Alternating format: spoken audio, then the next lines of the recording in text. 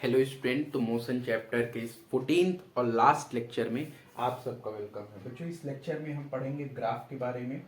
ठीक है, क्या इसमें बहुत कॉम्प्लिकेटेड चीज़ें होंगी? नहीं। आपको देखो, मैं आपको बता दूं, जो ग्राफ है, ग्राफ के बारे में ज़्यादा डिटेल आप क्लास 11th में जाओगे तो पढ़ोगे। क्लास 10th के लेवल पे, 9th के लेवल पे जितनी ग्राफ की चीज़ें हैं मैं आपको बता देता हूँ। आपको कॉन्सेप्ट तैयार है, आपके कॉन्सेप्ट तैयार है, ग्राफ नहीं तैयार है तभी कोई बात नहीं है। कॉन्सेप्ट तैयार रखो, आपको ग्राफ समझने आता है तो कॉन्सेप्ट और ग्राफ समझने की टेक्निक से आप ग्राफ हल कर ले जाओगे। ठीक है, चलिए तो समझते हैं। सबसे पहली चीज, ग्राफ पढ़ने से पहले चीटियां जा रही है ना, चलिए कोई बात नहीं, चलने देते हैं। देखिए, ग्राफ पढ़ने से पहले जो पहला क्वेश्चन दिमाग में आता है कि ग्राफ क्यों पढ़ा जाता है, क्यों ग्राफ की जरूरत क्या है हमारे लाइफ में।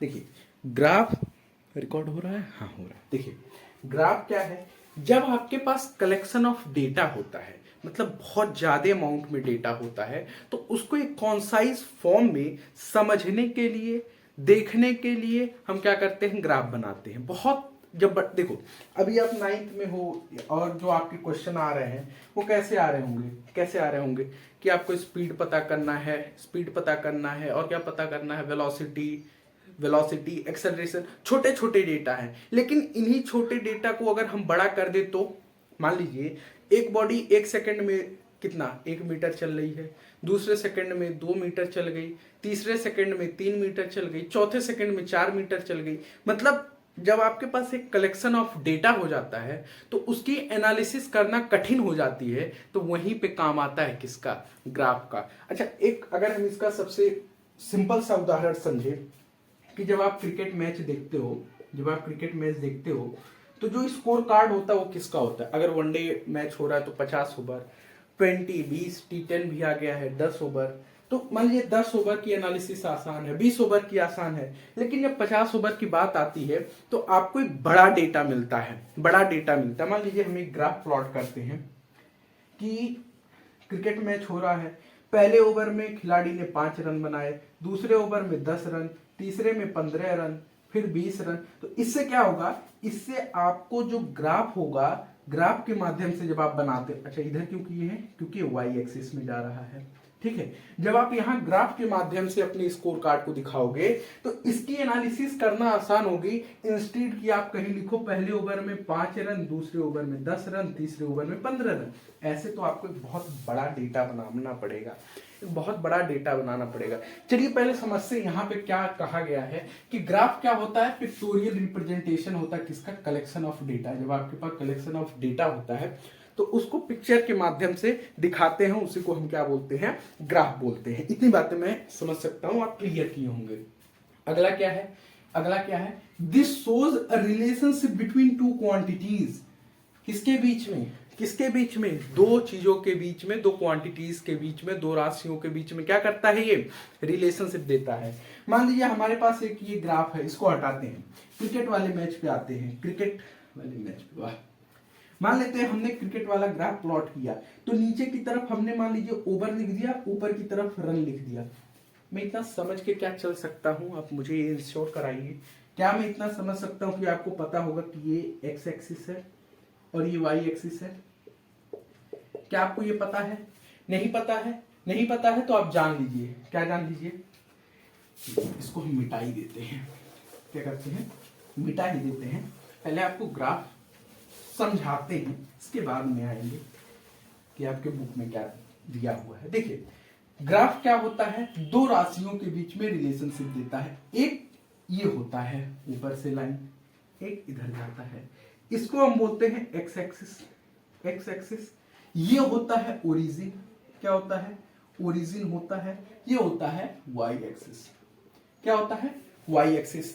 ठीक, अब क्या हुआ, हमने यहां मान लिया ओवर और यहां मान लिया रन। ठीक है, हमने नीचे मान लिया ओवर, ऊपर मान लिया रन। अब देखिए, अब ये क्या कर रहा है कि हमको रन और ओवर के बीच में कैसे रिलेशनशिप दे रहा है। मान लीजिए पहला ओवर है, पहले ओवर में 5 रन आया, तो यहां देखिए ये आपका एक ग्राफ बना कि नहीं बना, बना ना। तो ये 5 ये रन को और ओवर को कौन जोड़ रहा है, ये ग्राफ जोड़ रहा है, एक रिलेशन दे रहा है, आपको समझने में आसानी आ रही है। अच्छा, अब इसकी कुछ प्रॉपर्टीज, मैंने 2 प्रॉपर्टी लिखी है। क्या, पहला, analysis of a huge data becomes easy. जब आपके पास एक बड़ा डेटा हो उसकी एनालिसिस करना इजी हो जाता है, किसके थ्रू, ग्राफ के थ्रू। अगली चीज क्या है, compare a data with another data, एक डेटा को दूसरे डेटा से कंपेयर करना आसान हो जाता है। जैसे आप लोग का कंपैरिजन होता है, किससे होता है, आप सब जानते होंगे। चलिए कैसे कंपैरिजन होता है इसको समझते हैं। मान लीजिए पहले ओवर में 5 रन, ऐसे ही हम ओवर बना लेते हैं, अलग अलग ओवर।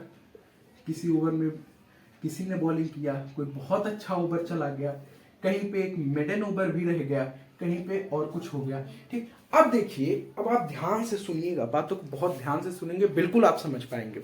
अब यहाँ पे मेरी बातें आप जस्टिफाई हो रही होंगी, कैसे कैसे हम यहाँ पे कंपेयर करा सकते हैं। हम ये क्वेश्चन कर सकते हैं कि सबसे ज्यादा रन किस ओवर में आए, मैक्सिमम रन किस ओवर में आए, किस ओवर में आए, इस ओवर में आए। भाई ये ग्राफ सबसे ऊपर है, सबसे ऊपर है, मैक्सिमम रन इस ओवर में आए, बिल्कुल इस ओवर में आए। अच्छा, मान लेते हैं इनको हम नाम देते हैं 1 2 3 4 5 6 7 8 9, 9वें ओवर में। कौन से ओवर में आए, 9वें ओवर में आए। अच्छा, सबसे कम रन किस ओवर में आए, ये 10वां ओवर है। देखिए यहाँ पे एक मेडन ओवर भी गया था, 9वां और 10वां, ठीक है। मैक्सिमम रन किस ओवर में आए, 10वें ओवर में आए। अच्छा, मिनिमम रन किस ओवर में आए, 9वें ओवर में। मिनिमम रन किस ओवर में है, 9th ओवर में। तो यहाँ पे आप क्या देख पा रहे हो, यहाँ पे आप ये देख पा रहे हो कि ग्राफ की मदद से जब आपके पास डेटा होता है तो डेटा वाले क्वेश्चन सॉल्व करने में ग्राफ आपका बड़ा मदद करता है। पिक्चर के रूप में आप रिप्रेजेंट कर रहे हो, 2 क्वांटिटीज के बीच में रिलेशन दे रहा है। अब अगर मान लीजिए आप डिस्टेंस टाइम ग्राफ पढ़ते हो, डिस्टेंस टाइम, तो एक क्या हो गया, एक ऊपर हो गया डिस्टेंस और इधर हो गया टाइम, ये डिस्टेंस ये टाइम। और क्या पढ़ते हो, और क्या पढ़ते हो, distance time graph, displacement time graph भी यही होता है, यही होता है ना भाई। चलिए तो हम क्या करते हैं, हम एक बार ग्राफ को पढ़ना शुरू करते हैं आपके। चलिए आप इतना लिख लीजिए, इसके बाद में हम ग्राफ देखते हैं कैसे है, ठीक। चलिए तो अब हम डिस्टेंस टाइम ग्राफ पढ़ते हैं। पहला जो ग्राफ है, बैकग्राउंड में थोड़ा सा नॉइज होगा, आप उसको एडजस्ट करने का ट्राई करिएगा, तो उसके लिए माफी। चलिए इसको समझते हैं। देखिए पहला ग्राफ जो आपको पढ़ना है किसका है, डिस्टेंस टाइम ग्राफ या फिर कहें displacement time graph. Distance displacement time graph एक ही होता है, एक मतलब एक ही तरह से इनके ग्राफ बनते हैं, एक ही नहीं होता है, डिस्टेंस और डिस्प्लेसमेंट में फर्क होता है, ठीक है। चलिए तो यहाँ पे आप पहली चीज ये देख सकते हैं कि जो मैंने डिफाइन किया था कि ग्राफ जो होता है वो क्या देता है, रिलेशनशिप देता है। तो जो हमारा ग्राफ है डिस्टेंस टाइम ग्राफ और डिस्प्लेसमेंट टाइम ग्राफ, इसमें कौन कौन सी रिलेशनशिप निकल रही है, पहला निकल रहा है डिस्टेंस, डिस्टेंस और टाइम का, डिस्टेंस और टाइम का। और दूसरा किसके बीच में रिलेशन निकल रहा है, डिस्प्लेसमेंट, डिस्प्लेसमेंट और टाइम का, ठीक। तो ये 2 रिलेशन हो गया जहां से हमारी बातें एक और रूप में जस्टिफाई हो गई। अब हम समझते हैं ग्राफ। तो ग्राफ समझने से पहले आपको ये 3 टर्म आने चाहिए, पहला यूनिफॉर्म, दूसरा नॉन यूनिफॉर्म और तीसरा रेस्ट। रेस्ट, कोई बॉडी रेस्ट में भी हो सकती है, रेस्ट में हो सकती है। और अगर वो बॉडी मोशन कर रही है तो मोशन में उसके 2 कंडीशन है, या फिर वो बॉडी यूनिफॉर्म मोशन करेगी या फिर वो बॉडी नॉन यूनिफॉर्म मोशन करेगी।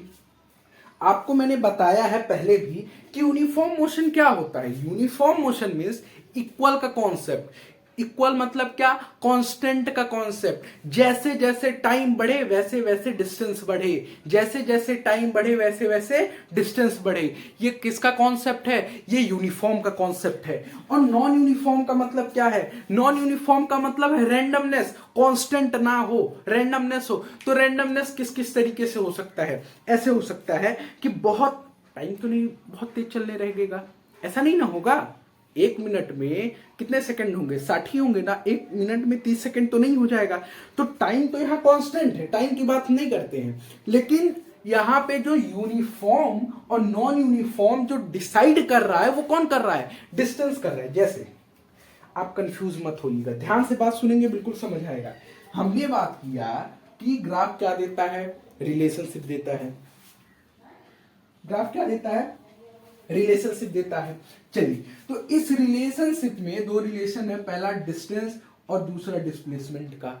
तो क्या टाइम रैंडम हो सकता है? नहीं हो सकता है। हम जिस लेवल पे पढ़ रहे हैं एटलीस्ट उस लेवल पे तो टाइम रैंडम नहीं हो सकता।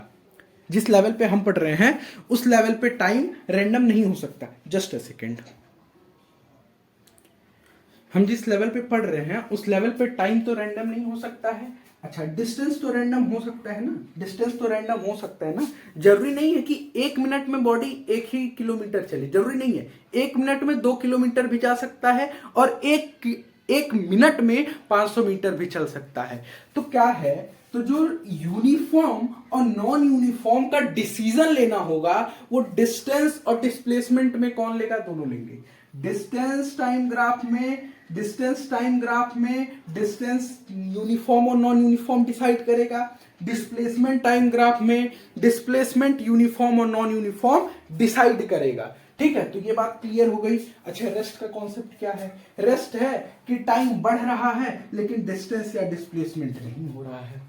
डिस्टेंस या डिस्प्लेसमेंट नहीं हो रहा है, यही टाइम का कॉन्सेप्ट है। किसका? सॉरी, रेस्ट का कॉन्सेप्ट है। चलिए, तो सबसे पहला जो ग्राफ पढ़ेंगे हम यूनिफॉर्म मोशन का। यूनिफॉर्म मोशन का ग्राफ क्या कहता है? कहता है कि जैसे जैसे टाइम बढ़ेगा वैसे वैसे क्या बढ़ना चाहिए? डिस्टेंस भी बढ़ना चाहिए, वैसे वैसे बढ़ना चाहिए। तो इसका ग्राफ कैसे बनेगा? मान लीजिए हम नीचे टाइम प्लॉट कर रहे हैं और यहाँ पे डिस्टेंस प्लॉट कर रहे हैं। बात समझ गए आप? समझ गए आप? यानी कि अगर आप क्या कर रहे हैं, इतना चल रहे हैं, क्या करें? अगर आप मान लीजिए हमारी ओरिजिन थी, ओरिजिन से आपने इतना डिस्टेंस ट्रेवल किया, इतने टाइम में इतना डिस्टेंस ट्रेवल किया, फिर इतने टाइम में क्या किया आपने? इतना डिस्टेंस ट्रेवल किया, फिर इतने टाइम में इतना। यानी कि जब यूनिफॉर्म मोशन का कॉन्सेप्ट होगा तो आपका ग्राफ, अगर हम इसी को देखें तो क्या हो गया? ये ऐसा बन गया। चलिए हम इसको समझाई देते। ऐसा हो गया और ये ऐसा हो गया, ये ऐसा हो गया, ये ऐसा हो गया। बन नहीं रहा है, ड्राइंग थोड़ी सी गड़बड़ है, बट मैं कहना क्या चाह रहा हूं वो आप समझिएगा। मान लेते हैं ऐसा ग्राफ बनता है। आप सुनिए, इतनी चीज जानिए कि यूनिफॉर्म मोशन का जो ग्राफ होता है वो कैसा होता है। ऊपर डिस्टेंस, बगल में टाइम और बीच से क्या रहेगी? बीच से लाइन जाएगी। वही होता है किसका? यूनिफॉर्म मोशन का ग्राफ। ऐसा ग्राफ बनता है। अब इस ग्राफ की क्या खासियत है वो मैं बताता हूं। जस्ट मैंने क्या बोला? मैंने बोला कि यूनिफॉर्म मोशन का जो ग्राफ बनेगा वो ऐसा बनेगा। अब इसका आप क्या मतलब है? क्या इससे आप कंक्लूजन ले सकते हो? ये ले सकते हो कि अगर हमारा टाइम यहाँ पे इतना चल रहा है तो हमारी बॉडी इतना डिस्टेंस ट्रेवल करेगी। अगर हमारा बॉडी यहाँ इतना डिस्टेंस ट्रेवल कर रहा है तो इतना टाइम लेगा। अगर ये बॉडी इतना टाइम चल रहा है, इतना डिस्टेंस चल रहा है, इतना टाइम लेगा। यानी कि आप क्या देख रहे हो कि जैसे जैसे टाइम बढ़ रहा है वैसे वैसे क्या बढ़ रहा है? वैसे वैसे आपका डिस्टेंस भी बढ़ रहा है। ये है यूनिफॉर्म मोशन। यानी कि टाइम और क्या डिस्टेंस ये कॉन्स्टेंटली जा रहा है। ठीक, तो ये किसका है? किसका ग्राफ है? डिस्प्लेसमेंट या डिस्टेंस टाइम ग्राफ का, यूनिफॉर्म के कॉन्सेप्ट का ग्राफ है। ठीक है, यहां पे हम किसको प्लॉट करते हैं? टाइम को। और यहां किसको प्लॉट करते हैं? डिस्टेंस को या डिस्प्लेसमेंट को। बात समझ पाए होंगे आप? ठीक, ये हो गया। यूनिफॉर्म का केवल एक ग्राफ बनता है। ठीक, ऐसा ये चीज आप ना लिखें, केवल ग्राफ आप ऐसे बनाइएगा, ऐसे आप बनाइएगा, यूं। ये हो गया आपका ग्राफ। ठीक, यहां क्या आ गया? यहां आ गया टाइम और यहां आ गया डिस्टेंस। बस यही आपका ग्राफ है और कुछ इसमें नहीं लिखना है, वो केवल समझाने के लिए मैंने प्लॉटिंग किया था। अब देखिए, जब नॉन यूनिफॉर्म का कॉन्सेप्ट आएगा तो उसमें क्या आ सकता है? नॉन यूनिफॉर्म में या तो चीज बहुत तेज बढ़ेगी और बहुत तेज बढ़ते बढ़ते जाके एक जगह कांस्टेंट हो जाएगी। बहुत तेज बढ़ते बढ़ते एक जगह जाके क्या हो जाएगा? कांस्टेंट हो जाएगा। या फिर बहुत तेज से क्या होगा? बहुत तेजी से क्या होगा? डिक्रीज होगा। यानी कि बहुत तेज डिस्टेंस चलते चलते क्या किया? बंदा रुक गया, वो भी नॉन यूनिफॉर्म हो गया। नॉन यूनिफॉर्म हो गया, ठीक है, और टाइम बढ़ते जा रहा है। तो ये नॉन यूनिफॉर्म के दो ग्राफ हैं। पहला ग्राफ किसका था, यूनिफॉर्म का, डिस्टेंस या डिस्प्लेसमेंट टाइम ग्राफ में जब भी यूनिफॉर्म का कॉन्सेप्ट आए तो ये वाला ग्राफ बनेगा। नॉन यूनिफॉर्म का कॉन्सेप्ट आए तो अगर इंक्रीज हो रहा है तो ये ग्राफ, बहुत तेज डिक्रीज हो रहा है तो ये ग्राफ, ठीक है। ये किसके बीच में है, टाइम के बीच में और डिस्टेंस या डिस्प्लेसमेंट के बीच में, ये भी टाइम और डिस्टेंस या डिस्प्लेसमेंट के बीच में। अच्छा, अगर आप इससे कुछ कंक्लूजन निकालना चाहे तो क्या निकाल सकते हैं। यहां पे आप देख पा रहे होंगे कि यहां पे देखिए, जैसे टाइम बढ़ा डिस्टेंस बढ़ा, टाइम बढ़ा डिस्टेंस बढ़ा, टाइम बढ़ा डिस्टेंस बढ़ा, लेकिन यहां पे आने के बाद में आप क्या देख रहे हो कि आपका जो डिस्टेंस है वो यहाँ पे रुक जा रहा है। अगर हम इसी ग्राफ को थोड़ा सा बढ़ा देते हैं, रुक जा रहा है, फिर क्या हो रहा है, टाइम चलते जा रहा है, टाइम आगे बढ़ रहा है, लेकिन ये जो ग्राफ है वो क्या है, ऊपर की तरफ जा रहा है। इसका मतलब क्या, ये ग्राफ किधर हो रहा है, कांस्टेंट हो रहा है। कांस्टेंट मतलब ये ग्राफ, ये जो लाइन है ना, ये ऊपर की तरफ जा रहा है। वाई एक्सिस में इसका मूवमेंट या फिर कहें क्या, डिस्प्लेसमेंट या फिर डिस्टेंस जो है वो रुक जा रहा है। अगर हम नॉन यूनिफॉर्म से कुछ निकालना चाहें तो क्या होगा, टाइम के साथ में टाइम जैसे जैसे बढ़ेगा, या तो पहले क्या होगा, इनिशियल, इसमें दो चीज होता है, नॉन यूनिफॉर्म में दो चीज होता है, टाइम तो बढ़ेगा, टाइम हमेशा बढ़ने वाली चीज है। अच्छा, लेकिन जो डिस्टेंस और डिस्प्लेसमेंट है उसमें क्या होगा, या तो सडन इंक्रीज होगा या फिर क्या हो सकता है, सडन डिक्रीज होगा। ये दो कॉन्सेप्ट है, आप समझ सकते हैं, ठीक है। या फिर यहां देखिए आप क्या हो रहा है, सडन इंक्रीज, यहां पे देखिए पैरेलल इंक्रीज, एक क्या हो रहा है, स्टेप वाइज सीढ़ी चल रहा है, लेकिन यहां पे क्या है, लिफ्ट से सनदे ऊपर जा रहा है। बात समझ आ रही है, बहुत तेज यहां पे क्या हो रहा है, राइज हो रहा है, सडन इंक्रीज हो रहा है, और यहां पे क्या हो रहा है, सडन डिक्रीज हो रहा है, सडन डिक्रीज हो रहा है, ठीक। तो ये हो गया किसके, नॉन यूनिफॉर्म के दो ग्राफ। अब लास्ट में जो आपका ग्राफ है वो किसका है, वो रेस्ट का है। रेस्ट मतलब क्या, रेस्ट मतलब क्या, रेस्ट मतलब ये कि आपका जो एक्स एक्सिस है वो चलते जा रहा है। एक्स एक्सिस में क्या है, एक्स एक्सिस में आपका टाइम है, और ये वाई एक्सिस में क्या है, अच्छा एक सेकेंड, इसको थोड़ा हम बगल में बना देते हैं जिससे आपका कॉन्सेप्ट भी ना जाए, ठीक। ये हो गया एक्स एक्सिस, ये हो गया वाई एक्सिस। तो एक्स एक्सिस क्या हो रहा है, एक्स एक्सिस चलते जा रहा है, एक्स एक्सिस में क्या है, टाइम है, और वाई एक्सिस क्या है, वाई एक्सिस में आपका डिस्टेंस है। तो क्या डिस्टेंस नहीं बढ़ रहा है, नहीं बढ़ रहा है भाई, डिस्टेंस बढ़ता, डिस्टेंस चलता, बॉडी मूव करती, डिस्प्लेस करती, तो ये रेस्ट क्यों होता, रेस्ट क्यों होता। तो इसमें ग्राफ कैसा बनता है, ऐसा बनता है, ऐसा बनता है। क्या होता है, टाइम तो बढ़ रहा है, टाइम तो बढ़ रहा है, लेकिन क्या डिस्टेंस बढ़ रहा है, नहीं, बॉडी डिस्प्लेस नहीं कर रहा है, बॉडी अपनी जगह पे है। तो आपने कितने ग्राफ पढ़े, कितने ग्राफ पढ़े, चलिए समराइज करते हैं। डिस्टेंस या डिस्प्लेसमेंट टाइम ग्राफ में आपने तीन कॉन्सेप्ट सीखा, एक यूनिफॉर्म, एक नॉन यूनिफॉर्म, और तीसरा होता है रेस्ट।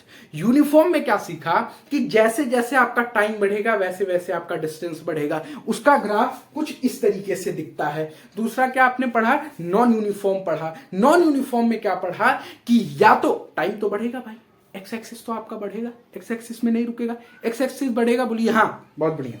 लेकिन जो वाई एक्सिस है, वाई एक्सिस में दो कंडीशन है, या तो बॉडी सडनली इंक्रीज करेगी, सडनली, यहां देखिए सडनली बॉडी इंक्रीज कर रही है, या फिर सडनली डिक्रीज कर जाएगा। क्या होगा, सडनली डिक्रीज होगा, ठीक। किसमें, ग्राफ में, देख रहे हैं, ठीक। नॉन यूनिफॉर्म का ये दो ग्राफ है। और रेस्ट मतलब क्या, रेस्ट मतलब क्या कि जैसे जैसे ये ग्राफ बढ़ रहा है, जैसे जैसे ये एक्स एक्सिस बढ़ रहा है, वैसे वैसे वाई एक्सिस नहीं बढ़ेगा भैया, वाई एक्सिस रुका रहेगा, वाई एक्सिस रुका रहेगा। वाई एक्सिस पे कौन प्लॉट होता है, डिस्टेंस या डिस्प्लेसमेंट। एक्स एक्सिस पे हमेशा कौन प्लॉट होता है, टाइम। बात समझ आई, चलिए इतनी चीजें आप नोट कर लें। अच्छा ये देख लीजिए, इससे आप क्या समझ सकते हैं, इससे आप समझ सकते हैं कि टाइम तो यहाँ पे बढ़ रहा है, लेकिन जो डिस्टेंस होता है उसमें क्या होता है, जीरो मूवमेंट लिख दीजिए, जीरो मूवमेंट, जीरो मूवमेंट, ठीक है, कोई मूवमेंट नहीं होता है एस में। एस मतलब क्या, वाई एक्सिस, वाई एक्सिस, ठीक है। तो आप इसको नोट कर लीजिए, समझ लीजिए, इसके बाद में हम आगे के ग्राफ को कंटिन्यू करेंगे। चलिए अब जो ग्राफ में आपको लास्ट चीज सीखनी है वो आपको है वेलोसिटी टाइम ग्राफ सीखना। अब मैं आपको एक चीज अभी क्लियर कर देता हूँ। देखो, हो सकता है आप कहीं और से पढ़ के आ रहे हो, आप ये क्वेश्चन कर सकते हैं कि हमारे टीचर ने और ग्राफ बताए हैं और कई दूसरे मेथड से बताए हैं। जी हाँ, बिल्कुल बता सकते हैं, बिल्कुल बता सकते हैं। द थिंग इज कि मैं उतनी ग्राफ बता रहा हूं और देखिए कुछ चीजों को मैं दूसरे तरीके से समझा रहा हूं जिससे आप ग्राफ को समझ पाए। ग्राफ को इलेबोरेट करना, उसको डाइसेक्ट करना आप क्लास 11th में सीखोगे। आप फिर से सुनो, ग्राफ को डाइसेक्ट करना आप क्लास 11th में सीखोगे। आपको अभी सिर्फ ग्राफ की रीडिंग करनी आनी चाहिए और ग्राफ समझ आना चाहिए। तो दो ग्राफ मैंने बताए, डिस्टेंस टाइम ग्राफ आप समझ गए, अगला है velocity time graph. Velocity time graph में आप ये ग्राफ रट लीजिए, जब यूनिफॉर्म वेलोसिटी होगी, यूनिफॉर्म मोशन होगा, उसका ग्राफ ऐसा बनेगा, और जब नॉन यूनिफॉर्म होगा तो उसका ग्राफ ऐसा बनेगा। अब आप मुझे एक क्वेश्चन कर सकते हो, बहुत ध्यान से सुनना, बहुत बहुत इंपॉर्टेंट बात बताने जा रहा हूं। आप मुझे एक क्वेश्चन कर सकते हो कि सर ये ग्राफ तो रेस्ट जैसा लग रहा है, ये ग्राफ तो हमको सिंपल लग रहा है। आप ये क्वेश्चन कर सकते हो कि यूनिफॉर्म मतलब क्या होता है? कांस्टेंट होता है, कांस्टेंट होता है ना। अच्छा, यहां पे तो वेलोसिटी में कोई चेंज ही नहीं आ रहा है और यहां पे वेलोसिटी में सडन चेंज आ रहा है, ऐसा ग्राफ क्यों बन रहा है?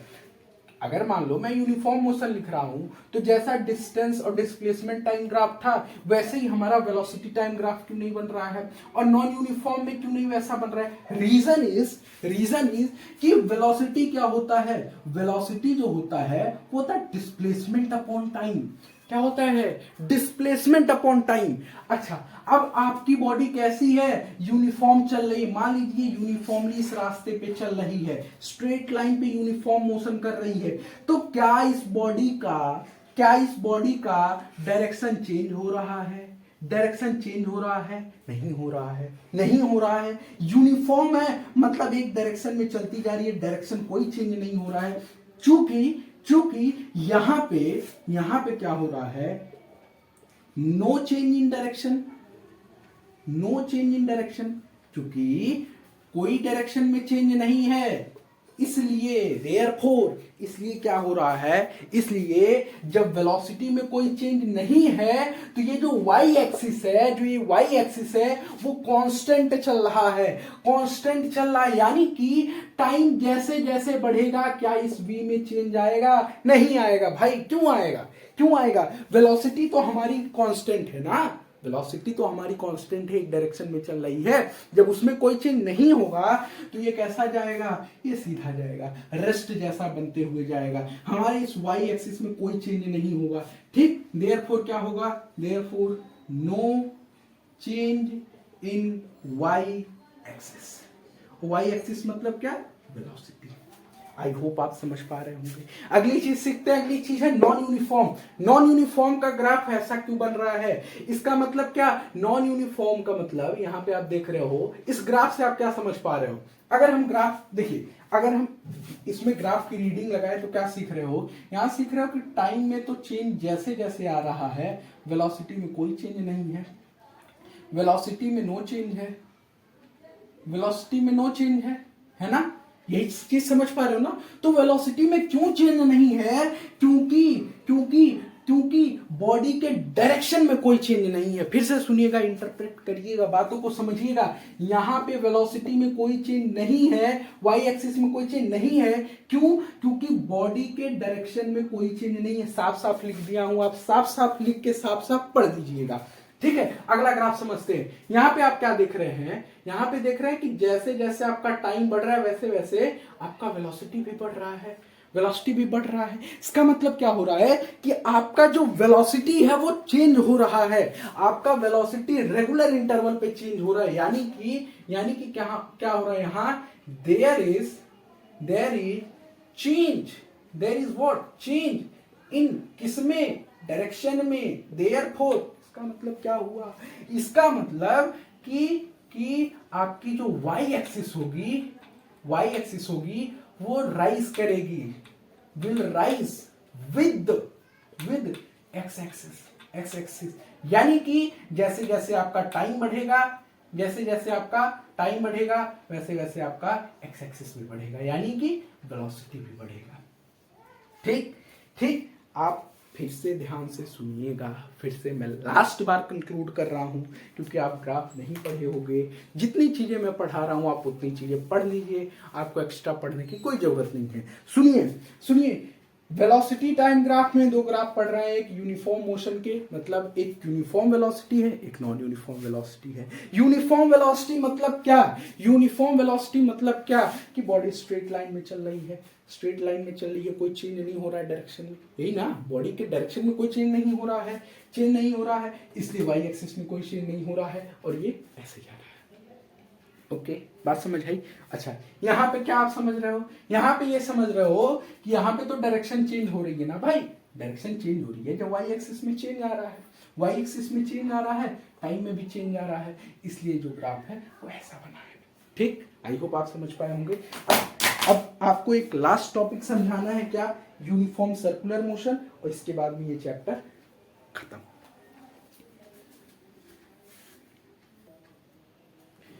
चलिए, तो इस चैप्टर का अंतिम टॉपिक सीखते हैं, इसका क्या नाम है? Uniform circular motion. Uniform circular motion. मैं आपसे इस टॉपिक को पढ़ने से पहले एक क्वेश्चन करूंगा। What is acceleration? What is acceleration? Acceleration क्या होता है? एक्सेलरेशन क्या होता है? एक्सेलरेशन बराबर change in velocity. Change in velocity यही होता है ना भाई, यही पढ़े हो ना आप। एक्सेलरेशन मतलब क्या? Change in velocity.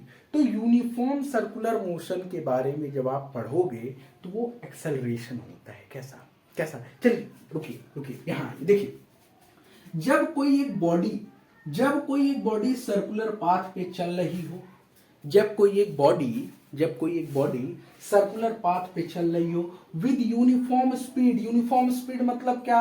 अगर 60 के रफ्तार पे चलना है भाई साहब तो 60 के रफ्तार में चलेंगे, पूरा रास्ता 60 की रफ्तार में। क्या आप समझे कि अगर कोई बॉडी सर्कुलर पाथ पे चल रही है विद यूनिफॉर्म स्पीड तो उस बॉडी का जो मोशन होगा वो क्या कहलाएगा? वो कहलाएगा यूनिफॉर्म सर्कुलर मोशन। इतनी चीजें समझ पाए? देखिए मार्कर भी गिर गया। आई होप समझ पाए होंगे। क्या समझ पाए कि अगर कोई बॉडी सर्कुलर मोशन में चल रही है किसके साथ? यूनिफॉर्म स्पीड के साथ, तो उसका मोशन क्या कहलाएगा? Uniform circular motion. पहला पॉइंट क्लियर होगा, पहला पॉइंट क्लियर होगा। ठीक, अब बात करते हैं हम क्या बात करते हैं हम उस बॉडी के स्पीड के मैग्नीट्यूड और वेलोसिटी के मैग्नीट्यूड की। स्पीड के मैग्नीट्यूड और वेलोसिटी के मैग्नीट्यूड की। चूंकि बॉडी यूनिफॉर्म स्पीड से चल रहा है इसलिए बॉडी की जो स्पीड होगी वो क्या होगी? वो कांस्टेंट होगी। वो क्या होगी? वो कांस्टेंट होगी। तो क्या स्पीड कांस्टेंट है इसका मतलब वेलोसिटी भी कांस्टेंट होगा? नहीं नहीं। क्यों नहीं होगा? क्यों नहीं होगा? वेलोसिटी की मैग्नीट्यूड कांस्टेंट क्यों नहीं होगी? क्यों नहीं होगी? क्योंकि क्योंकि क्योंकि there is change in direction. Change in direction.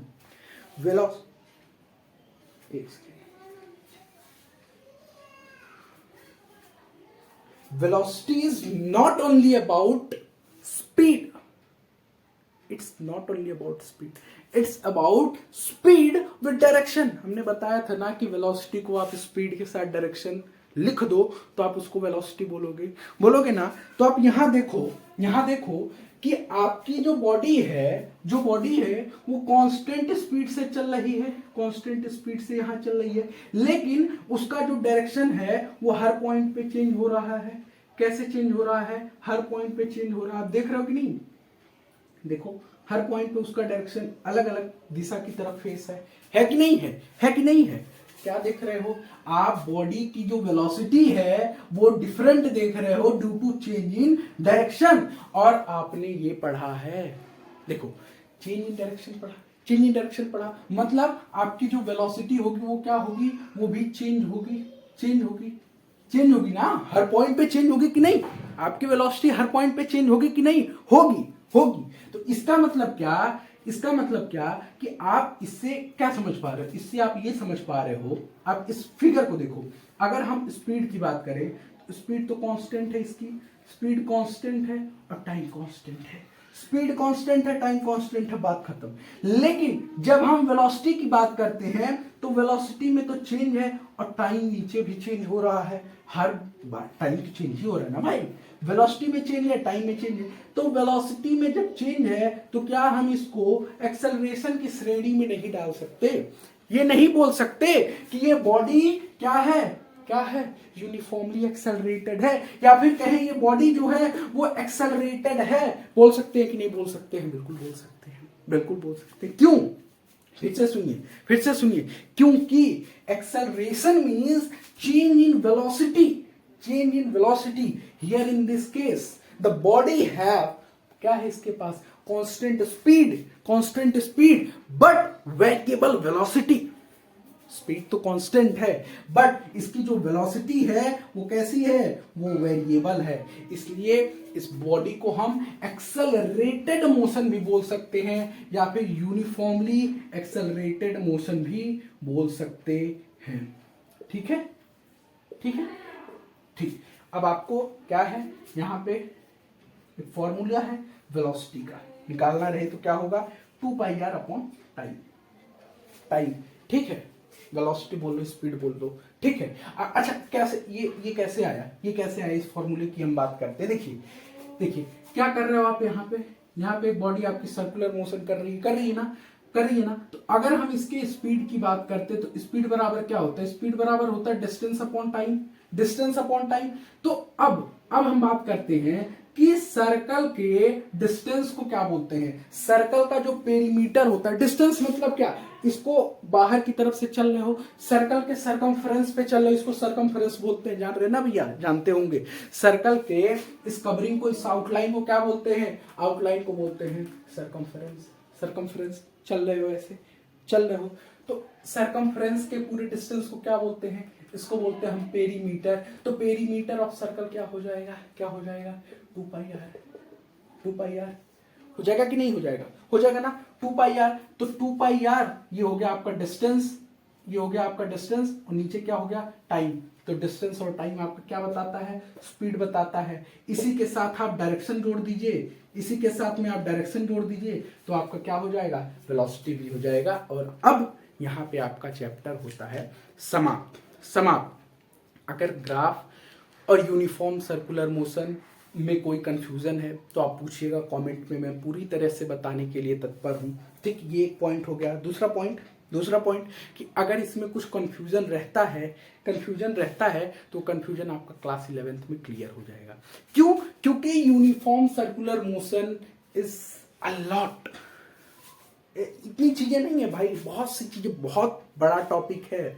Circular motion बहुत बड़ा टॉपिक है। आपको सिर्फ इतनी चीजें जाननी है कि अगर बॉडी सर्कुलर पाथ पे चल रहा है यूनिफॉर्म स्पीड के साथ तो उसके मोशन को कहते हैं यूसीएम, यूनिफॉर्म सर्कुलर मोशन। अच्छा, तो उस बॉडी का स्पीड क्या है? वो कांस्टेंट है। वेलोसिटी क्या है? वेरिएबल है। चूंकि वेरिएबल वेलोसिटी टाइम के साथ क्या कहलाती है? एक्सेलरेशन कहलाती है। इसलिए इस बॉडी को क्या बोलेंगे हम? एक्सेलरेटेड बोलेंगे, या फिर बोल सकते हैं यूनिफॉर्मली एक्सेलरेटेड बॉडी। अगली चीज क्या है? अगली चीज है आपका ये फॉर्मूला V बराबर 2πr अपॉन टाइम। बस दैट्स इट। ठीक है, चलिए तो अब अगला जो भी चैप्टर होगा उसमें मिलते हैं। हमने फिजिक्स और बायो के एक चैप्टर, फिजिक्स में 2 चैप्टर, बायो में 1। अगला आपका होगा केमिस्ट्री। ठीक है, तो केमिस्ट्री के लिए आप तैयार रहिएगा। मिलते हैं अगले वीडियो में। नमस्ते।